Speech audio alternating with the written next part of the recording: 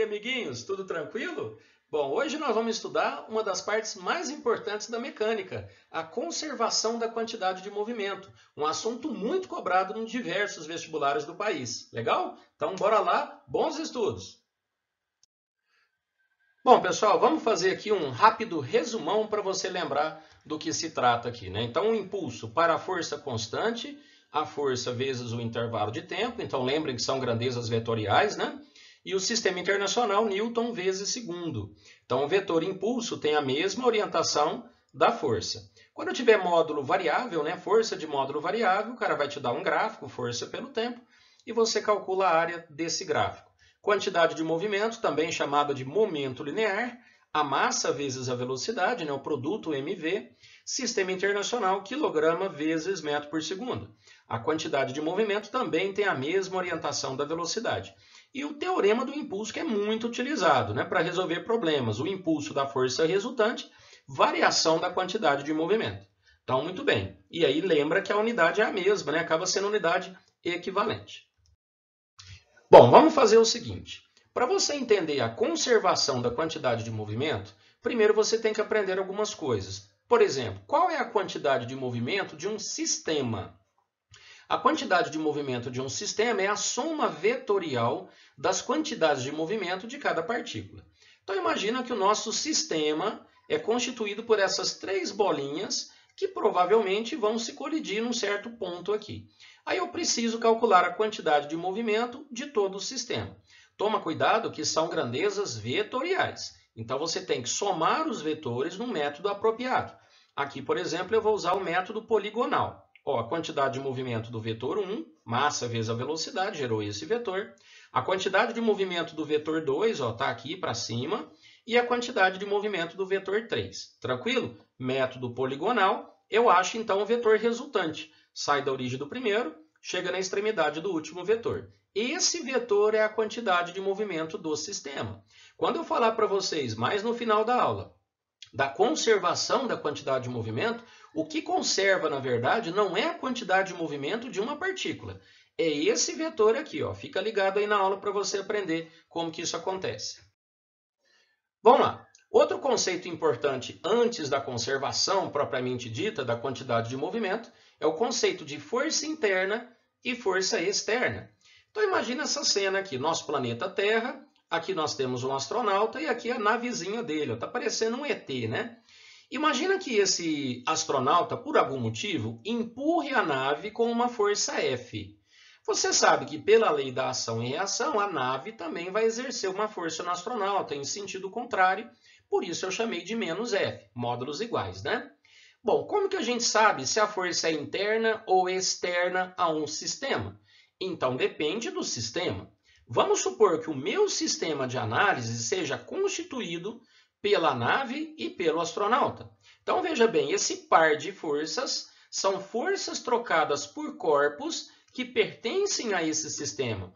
Por isso, essas forças são forças internas. Tranquilo? Agora, nós sabemos que a Terra exerce influência, por exemplo, aqui no astronauta. Existe a força gravitacional puxando o astronauta para o centro da Terra. Muito bem. A força gravitacional é trocada entre quem? Entre o astronauta, que pertence a esse sistema, e a Terra, que não pertence ao sistema. Viu a diferença? Então, essa força é trocada por um corpo dentro do sistema com um corpo fora. Por isso, essa força é externa. Tranquilo? Então, resumindo, o que é uma força externa? É uma força trocada entre um corpo pertencente ao sistema e um corpo fora dele. E uma força interna, força trocada entre corpos que pertencem ao mesmo sistema. Legal, então aqui na conservação da quantidade de movimento, nós vamos usar esses termos quase sempre. Legal? Então vamos lá, o que seria então um sistema isolado? Tá vendo? Olha o nome, quando a gente fala sistema isolado, é isolado de alguma coisa, né?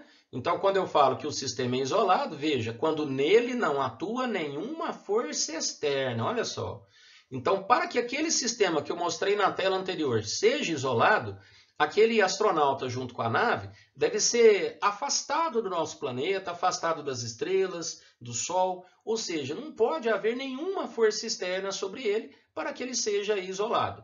é muito difícil na prática. Então, na prática, o que nós também consideramos sistema isolado?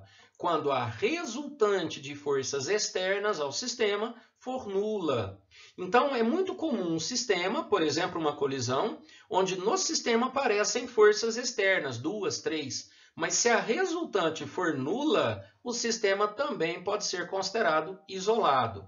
Uma outra condição para que o sistema seja isolado é quando o impulso da força externa pode ser desprezado.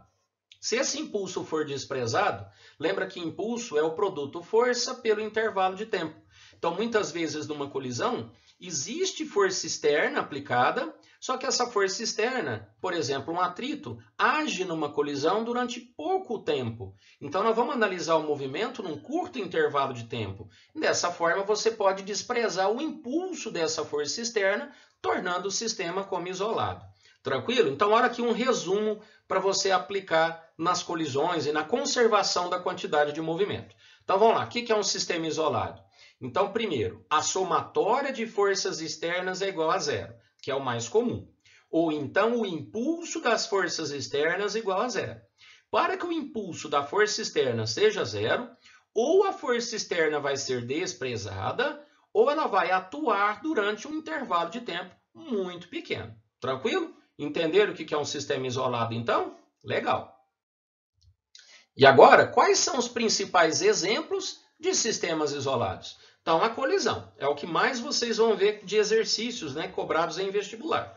Então, numa colisão, por exemplo, rapidinho, ó, vamos imaginar essas duas bolinhas sofrendo uma colisão, elas estão apoiadas na mesa. Agora, veja, força externa, força interna, depende de quem é o sistema. Vamos imaginar que o meu sistema é constituído apenas pelas bolinhas, A e B. Pessoal, nem o chão faz parte desse sistema. Então, vai me respondendo, a força peso é uma força trocada entre quem e quem? Ela é uma força trocada entre bolinha, que faz parte do sistema, e o planeta, que não faz parte do sistema. Então, o peso aqui é um exemplo de força externa. A normal é trocada entre quem e quem? É trocada entre a bolinha, que faz parte do sistema, e o chão, que não faz parte do sistema. Então, a normal é outro exemplo de força externa. Mas o que está acontecendo nesse caso? A normal, força externa, anulou o peso, que é outra força externa. Vocês entenderam? Então, a resultante de forças externas é igual a zero. A força que A faz em B ou B faz em A são forças internas. Agora, e se tiver atrito? Se tiver atrito, o atrito é uma força externa também, trocada entre bolinha e chão. O que nós vamos fazer? Para que esse sistema continue isolado, nós vamos desprezar o impulso da força externa. Ou seja, ou a força de atrito é pequena, ou então nós vamos analisar a colisão num curto intervalo de tempo, que é o que acontece bastante. Tá legal? Então vamos lá. Além de colisões, os empurrões, esse caso é muito comum. Principalmente eles colocam muito em patinação de gelo, justamente para já desprezar o atrito, né? Caiu um exercício no Enem com 2 astronautas no espaço, um empurrando o outro. Na verdade não eram 2 astronautas, é um astronauta empurrando acho que uma peça no espaço, né? Então veja, esse sistema também é isolado de forças externas. O peso é normal, se anulam. O atrito é desprezado, então esse sistema será isolado. As explosões, outro tipo de sistema isolado. Pessoal, quando ocorre uma explosão, mesmo que tenha a força peso, que é uma força externa, nós vamos trabalhar com o sistema isolado num curto intervalo de tempo. Então, vamos desprezar o impulso do peso. E a força interna da explosão é muito maior do que a força externa peso. E por último, tiros. Olha só que legal, ó. Vocês lembram, né? Vocês já viram até em televisão e etc. Quando você dá um tiro, você sofre aquele coice da arma, né? Então isso também é considerado um sistema isolado, ó. O sistema isolado, claro que é num curto intervalo de tempo, depois que o projétil sai, tem a força-peso que desvia o movimento dele, né? Mas aqui, no início, ó, num curto intervalo de tempo, a resultante das forças externas é igual a zero, só há as forças internas. Então, esses 4 exemplos, colisões, empurrões, explosões e tiros, são os principais exemplos de sistema isolado. Agora, o que acontece num sistema isolado? Que barato. Por que isso aqui, então, dá aquele coice, né? Vamos estudar. Agora você vai ver a beleza desse negócio, o que é a conservação da quantidade de movimento detectada na época pelo próprio Isaac Newton. Vamos lá. Olha como é que a demonstração é relativamente fácil. Vamos pegar, então, o teorema do impulso. O impulso da força resultante é variação da quantidade de movimento.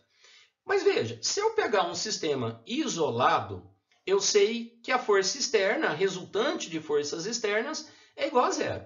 Então, vamos pegar um sistema isolado, por exemplo, uma colisão, e vamos aplicar o teorema do impulso. Olha como é que fica. Se o sistema é isolado e eu pegar o impulso apenas das forças externas, vamos nos preocupar com as forças externas que agem no sistema no caso da colisão. Ora, mas se o sistema é isolado, a resultante de forças externas é igual a zero. Então, o impulso resultante é zero. Ora, zero é igual à variação da quantidade de movimento. Ou seja, a quantidade de movimento final menos a inicial é igual a zero. Quer dizer que a quantidade de movimento inicial é igual à quantidade de movimento final. Então quer dizer que em um sistema isolado de forças externas, não tem variação da quantidade de movimento do sistema. Em vez de escrever inicial e final, os livros de física geralmente escrevem antes e depois, justamente para lidar com uma colisão, com um empurrão, com um tiro, igual vocês viram nos exemplos anteriores. Então, toda vez que o sistema foi isolado de forças externas, o que acontece? A quantidade de movimento do sistema antes tem que ser igual à quantidade de movimento do sistema depois. Então, essa frase é importante. Depois você escreve no lugar aí, visível. A quantidade de movimento de um sistema isolado é constante. Isso é a lei de conservação da quantidade de movimento, que acontece, então, para os tais sistemas isolados, tá certo? Pessoal, e veja bem, quando eu falo a quantidade de movimento é constante, não é de um corpo só, é do sistema. Eu vou te dar um exemplo agora mesmo. Legal? Entender a lei de conservação da quantidade de movimento?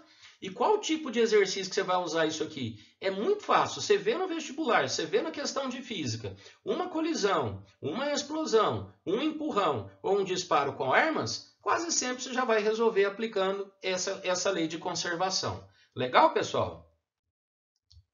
Olha mais ou menos como é que funciona, então. Olha que bonito que é a conservação. Lembra daquele primeiro desenho que eu fiz? Onde as bolinhas provavelmente vão se colidir nessa posição aqui, Então, isso aqui é uma foto imediatamente antes da colisão. Vamos considerar esse sistema como isolado de forças externas, tranquilo? Qual é a quantidade de movimento que vai ser conservada? Veja bem, se houver aqui, então, a colisão, a bolinha 1 vai bater, vai colidir, e depois da colisão, ela vai tomar outra direção de movimento. A sua velocidade vai mudar não só em valor, mas também em direção. Quer dizer que a quantidade de movimento de cada bolinha vai sofrer variação. O que não muda é a soma, é a quantidade de movimento do sistema. Põe isso na sua cabecinha. Quando você escrever que antes é igual a que depois, não é a quantidade de movimento de um corpo que conserva, é a quantidade de movimento do sistema. Então vamos fazer aqui, como nós fizemos lá no começo da aula, quantidade de movimento 1, mais a quantidade de movimento 2, mais a quantidade de movimento 3. Lembra que é uma soma vetorial. Aí eu achei a quantidade de movimento do sistema.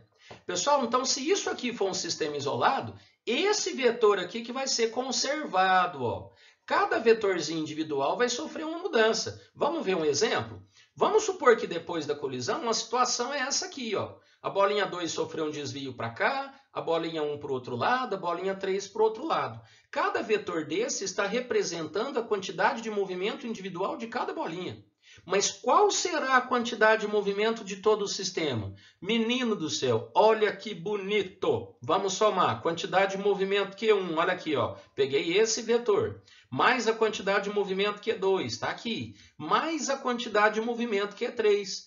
Olha só, pessoal, isso imediatamente depois da colisão. Cadê o vetor resultante? Sai da origem do primeiro, chega na extremidade do último. Pessoal, esse vetor quantidade de movimento depois é exatamente igual à quantidade de movimento antes. São vetores exatamente idênticos em módulo, direção e sentido.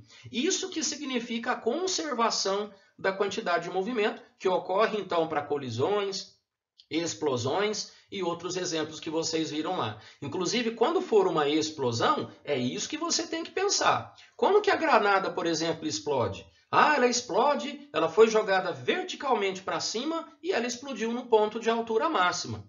Então você tem que verificar o seguinte: ah, ela explodiu no momento em que ela estava em repouso. Então a quantidade de movimento antes é zero.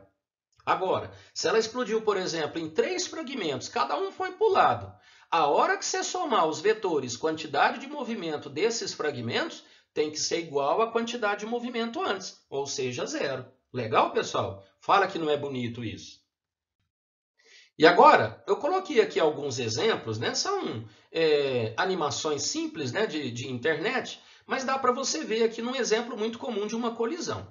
Pessoal, aqui você está vendo, ó, a locomotiva que vem com uma velocidade de 5 km por hora, e esse mon aqui ó, é mon de momento. Lembra que quantidade de movimento tem um sinônimo momento linear. Então veja, ó, a velocidade da locomotiva 5 km por hora e a quantidade de movimento aqui era 40, né? 40 mil quilograma vezes quilômetro por hora, que é a unidade do sistema usual. O que acontece com o vagãozinho? Ele estava parado e logo a quantidade de movimento é zero. Então, antes, você reparou que era 40 mil mais zero? A quantidade de movimento antes era 40 mil. E depois? Depois da locomotiva que sofreu uma força interna para a esquerda, diminuiu para 32, ó. E a locomotiva, aliás, e o vagão que estava parado, aumenta para 8 mil. Veja, a quantidade de movimento dos vagões ou da locomotiva, eles mudam, mas a do sistema continua o mesmo. 40 mil é o que antes, 40 mil, 32 mais 8, é o que depois. Tranquilo, não é? Entenderam? Esse exercício é uma colisão, né? Um exemplo de uma colisão muito cobrada. Aquela colisão que gruda e sai junto. É chamado de colisão perfeitamente inelástica, que a gente vai estudar na próxima aula. Outro exemplo muito legal aqui, ó, tipo uma colisão também nesse exercício, já foi tema de vestibular, um peixe maior que engole um pequeno, tá vendo? Aqui, na verdade, ele vai falar para vocês o seguinte: pela conservação da quantidade de movimento, se aumenta a massa do sistema, por exemplo, aqui 4 vezes, o que vai acontecer? A velocidade do sistema vai ter uma variação diretamente proporcional. No caso, inversamente proporcional, né? Se você aumenta a massa do sistema, você então vai reduzir a velocidade do sistema proporcionalmente. Aqui também é considerado uma colisão desse tipo, que gruda e sai junto. Então, pessoal, são exemplos simples, né, que a gente vai fazer exercício nas próximas aulas, tá joia? Então, espero que tenha compreendido. É uma lei muito legal da física, muito cobrada aí nos vestibulares. Joinha? Treine um pouquinho de exercício, mas para frente eu posto aulas com exercícios resolvidos para vocês, tá bom? Um abraço para todos, boa semana!